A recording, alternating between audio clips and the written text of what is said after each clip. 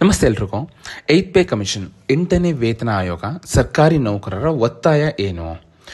ಅಂದರೆ ಸರ್ಕಾರಿ ನೌಕರರು ಏನು ಕೇಳ್ತಾ ಇದ್ದಾರೆ ಅಂತ ಹೇಳಿದ್ರೆ, 8ನೇ ವೇತನ ಆಯೋಗ ಜಾರಿಗೆ ಸರ್ಕಾರದ ಮೇಲೆ ಒತ್ತಡ ಹೆಚ್ಚಾಗುತ್ತಿದೆ. ಅಂದರೆ ಕೇಂದ್ರ ಸರ್ಕಾರದ ಮೇಲೆ 8ನೇ ವೇತನ ಆಯೋಗ ಘೋಷಣೆ ವಿಳಂಬವಾಗುತ್ತಿದ್ದು, ಕೇಂದ್ರ ಸರ್ಕಾರಿ ನೌಕರರು ಮತ್ತು ಪಿಂಚಣಿದಾರರ ಸಮಸ್ಯೆಗಳನ್ನು ಪರಿಹರಿಸಲು ಕೂಡಲೇ 8ನೇ ವೇತನ ಆಯೋಗವನ್ನು ರಚನೆ ಮಾಡಬೇಕೆಂದು ಕೇಂದ್ರ ಸರ್ಕಾರಿ ನೌಕರರು ಮತ್ತು ಕಾರ್ಮಿಕರ ಒಕ್ಕೂಟವು ಪ್ರಧಾನಿ ನರೇಂದ್ರ ಮೋದಿಗೆ ಒತ್ತಾಯಿಸಿದೆ. ಅಂದರೆ ಪತ್ರದ ಮುಖಾಂತರ.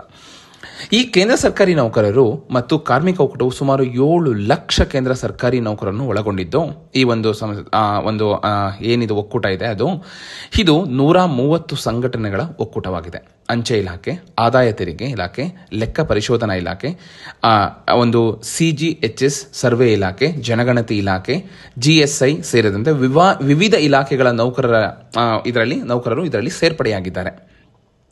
ಇನ್ನು ಮುಂದೆ ನೋಡೋದಾದ್ರೆ, ಕೇಂದ್ರ ಸರ್ಕಾರಕ್ಕೆ ಪತ್ರ ಬರೆದಿರುವ ನೌಕರರ ಒಕ್ಕೂಟವು ಜನವರಿ 1, 2016ರಲ್ಲಿ ಕೊನೆಯ ಬಾರಿ ವೇತನ ಪರಿಷ್ಕರಣೆ ಮಾಡಲಾಗಿದೆ. ಆದರೆ ಜುಲೈ 1, 2024ರ ವೇಳೆಗೆ DA ಅರ್ಹತೆ ಈಗ 53% ಮೀರಿದೆ. ಓಕೆನಾ ಎಂದು ತಿಳಿಸಿದೆ. ಈ 9 ವರ್ಷ ಅವಧಿಯಲ್ಲಿ ವೇತನ ನಿಜವಾದ ಮೌಲ್ಯ ಕಡಿಮೆಯಾಗಿದೆ. ಕೋವಿಡ್-19 ಸಾಂಕ್ರಾಮಿಕ ಬಳಿಕ ಹಣದ ಮೌಲ್ಯ ಕಡಿಮೆಯಾಗಿದ್ದು, ವಸ್ತುಗಳ ಬೆಲೆ ಹೆಚ್ಚಾಗಿದೆ ಅಂತ ಕೂಡ ತಿಳಿಸಿದ್ದಾರೆ. 5 ವರ್ಷಕ್ಕೊಮ್ಮೆ ವೇತನ ಪರಿಷ್ಕರಿಸಲು ಆಗ್ರಹ. ಕೇಂದ್ರ ಸರ್ಕಾರಿ ನೌಕರರು ವೇತನ ದೇಶದ ಅತ್ಯುತ್ತಮ ಪ್ರತಿಭೆಗಳನ್ನು ಕೆಲಸಕ್ಕೆ ಸೇರಿಸುವಂತೆ ಉತ್ತೇಜನ ನೀಡುತ್ತಿದೆ.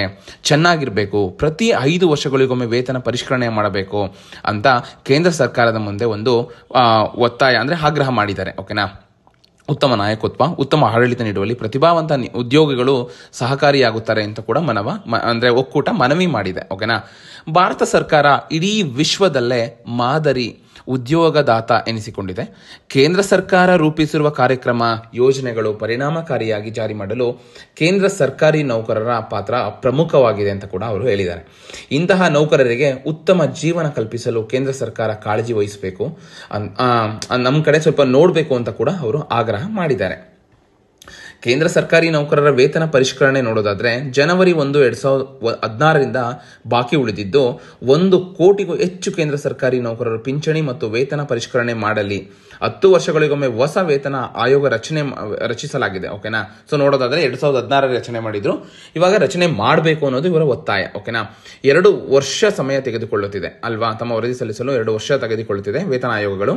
ಅದನ್ನು ಪರಿಗಣಿಸಲು ಮತ್ತು ಜಾರಿ ಮಾಡಲು ಸರ್ಕಾರ 6 ತಿಂಗಳಿಗಿಂತ ಹೆಚ್ಚಿನ ಸಮಯ ತೆಗೆದುಕೊಳ್ತಿದೆ ಅಂತ ಕೂಡ ಅವರು ಬೇಸರ ಮಾಡಿದ್ದಾರೆ. ಅಂದ್ರೆ ಒಂದು ಸಮಿತಿ ರಚನೆ ಮಾಡಿ, ಓಕೆನಾ, ವೇತನ ಆಯೋಗ ರಚನೆ ಮಾಡಿ, ಅವರು ಕಂಪ್ಲೀಟ್ ಇನ್ಫಾರ್ಮೇಶನ್ ಕಲೆಕ್ಟ್ ಮಾಡಿಕೊಂಡು, ಸೊ ಯಾವ ರೀತಿ ಜಾಸ್ತಿ ಮಾಡಬೇಕು, ಎಲ್ಲಿ ಜಾಸ್ತಿ ಮಾಡಬೇಕು, ಸೊ ಜಾಸ್ತಿ ಮಾಡಿದ್ರೆ ಎಷ್ಟು ಕೋಟಿ ಎಫೆಕ್ಟ್ ಆಗುತ್ತೆ, ಎಷ್ಟು ಪರ್ಸೆಂಟೇಜ್ ಅಲ್ಲಿ ಮಾಡಬೇಕು ಅನ್ನೋ ಇದನ್ನ ಅನಾಲಿಸಿಸ್ ಮಾಡ್ತಾರೆ. ಓಕೆನಾ.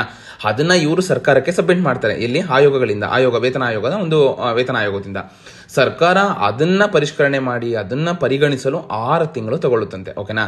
ಸೊ ಇದು ಒಂದು ಬೇಸರದ ಸಂಗತಿ ಅಂತ ಕೂಡ ಅವರು ಹೇಳಿದ್ದಾರೆ. ಓಕೆನಾ. ನೌಕರರಿಗೆ ಶಾಕ್ ಕೊಟ್ಟ ಕೇಂದ್ರ ಸರ್ಕಾರ ಅಂದ್ರೆ ಇಲ್ಲಿ ಯಾವುದೇ ಇನ್ನೂ ಕೂಡ ಒಂದು ವೇತನ ಆಯೋಗ ರಚಿಸೋ ಉದ್ದೇಶ ಇಲ್ಲ, ರಚನೆ ಮಾಡಿಲ್ಲ ಅಂತ ಕೂಡ ಸ್ಪಷ್ಟನೆ ಮಾಡ್ತಿದ್ದಾರೆ ಕೆಲವೊಂದು ಸಚಿವರು. ಓಕೆನಾ. ಕೇಂದ್ರ ಸರ್ಕಾರಿ ನೌಕರರಿಗೆ ಬಟ್ ಕಾದ್ ನೋಡ್ಬೇಕು, ಯಾರು ಇದು ಏನಾದ್ರೂ ಹೊಸ ಒಂದು ರೂಲ್ನ ತಗೊಂತಾರಾ, ಓಕೆನಾ, ಅಥವಾ ಇನ್ನೊಂದು ಆಯೋಗ ರಚನೆ ಮಾಡ್ತಾರಾ, ಇವರು ಒತ್ತಾಯಕ್ಕೆ ಮಣಿದು ರಚನೆ ಮಾಡ್ತಾರಾ ಕೇಂದ್ರ ಸರ್ಕಾರ, ಅಥವಾ ಏನಾದ್ರೂ ಇವ್ರದ್ದು ಹೊಸ ಒಂದು ಸ್ಕೀಮಲ್ಲಿ ಏನಾದ್ರೂ ಅಪ್ಲಿಕೇಬಲ್ ಇರುತ್ತಾ. ಸ್ಯಾಲರಿ ಈಗ ಜಾಸ್ತಿ ಮಾಡಬೇಕು ಅಂದ್ರೆ ಮೊದಲೆಲ್ಲ ಒಂದು ಆಯೋಗ ರಚನೆ ಮಾಡ್ತಿದ್ರು, ವೇತನ ಆಯೋಗನ. ಓಕೆನಾ. ಸೊ ಅದನ್ನ ರಚನೆ ಮಾಡಲ್ವಾ, ಸೊ ಯಾವ ರೀತಿ ಒಂದು ಕೇಂದ್ರ ಸರ್ಕಾರ ಆಕ್ಷನ್ ತಗೊಳುತ್ತೆ ಅನ್ನೋದನ್ನ ಕಾದ್ ನೋಡ್ಬೇಕು. ಓಕೆನಾ. ಒಟ್ಟಾರೆ ತುಂಬಾ ಲೆಟರ್ಸ್ ಬರೀತಿದ್ದಾರೆ ನರೇಂದ್ರ ಮೋದಿ ಅವರಿಗಾಗಿರ್ಬೋದು ಅಥವಾ ಸರ್ಕಾರಕ್ಕಾಗಿರ್ಬೋದು. ಓಕೆನಾ. ಸೊ ಒಟ್ಟಾರೆ ಏನು ಒತ್ತಾಯ ಅಂದ್ರೆ ಇದನ್ನ ಜಾರಿಗೊಳಿಸಬೇಕು.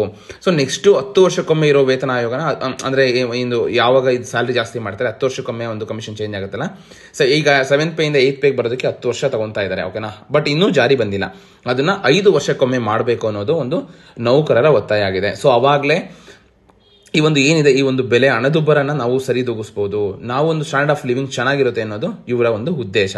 ಸೊ ಸರ್ಕಾರ ಇದ್ರ ಬಗ್ಗೆ ಯಾವ ರೀತಿ ಕ್ರಮ ತಗೊಳುತ್ತೆ ಅನ್ನೋದನ್ನ ಕಾದ್ ನೋಡಬೇಕು. ಇದ್ರ ಬಗ್ಗೆ ನಿಮ್ಮ ಅಭಿಪ್ರಾಯ ಏನು ಅನ್ನೋದನ್ನ ಕೂಡ ಈ ಕಮೆಂಟ್ ಮುಖಾಂತರ ತಿಳಿಸಿ. ಇದೇ ರೀತಿ ಹೆಚ್ಚಿನ ಮಾಹಿತಿಗಾಗಿ ನನ್ನ ಯೂಟ್ಯೂಬ್ ಚಾನಲ್ನ ಸಬ್ಸ್ಕ್ರೈಬ್ ಮಾಡಿ, ಇದೇ ರೀತಿ ಸಪೋರ್ಟ್ ಮಾಡ್ತಾ ಇರಿ. ಧನ್ಯವಾದಗಳು.